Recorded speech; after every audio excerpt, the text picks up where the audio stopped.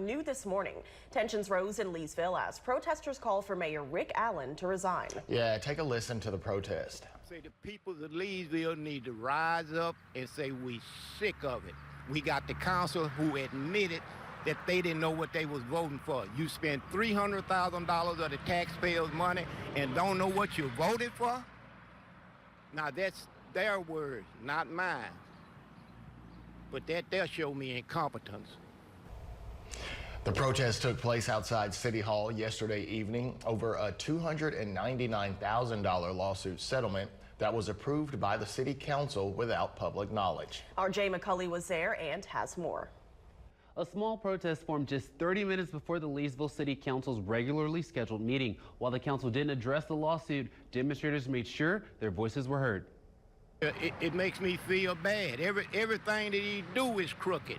Lewis Hopkins, who ran against Mayor Rick Allen in 2022, organized the protest. He believes Allen should step down. My hopes is that he go back down at Coco, resign, do the appropriate thing, resign. You've been caught up in all your lies.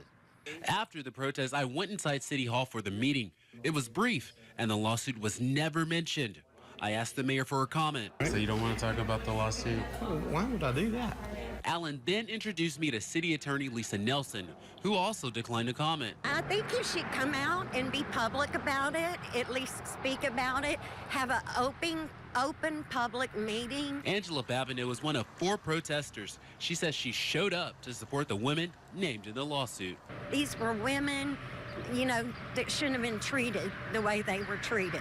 Court documents showed that Amanda Stutz and Robin Bassett, 2 former city employees, alleged gender discrimination and sexual harassment. The city council approved a $299,000 settlement in 2020. Given the information that the council was provided, I do feel like I did my due diligence. District 3 Councilwoman Nicole Ybarra says she was guided by the city attorney at the time and was told that settling was in the city's best interest. That is why I voted yes to settle the case. Ybarra says she believed there was a gag order preventing her from knowing the full details. She now knows that wasn't true and understands why some residents are not happy. I can understand that because as a council member, I was upset that I was misinformed about there being a gag order on this case when there actually never was.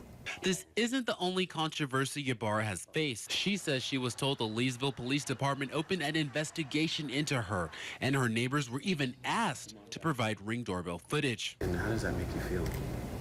Troubled. Ybarra says there needs to be more transparency between the council, the administration, and the public. At the end of every agenda item, have on there for public comments on every item.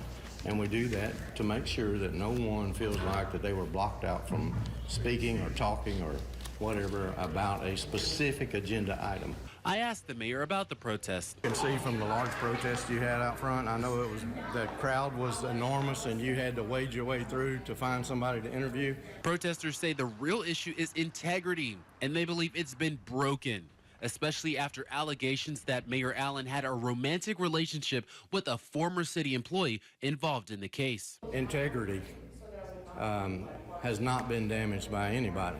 First off, you know as well as I do, okay, that sometimes it becomes a business decision. Sometimes if I spend $1 million to win a lawsuit, did I win?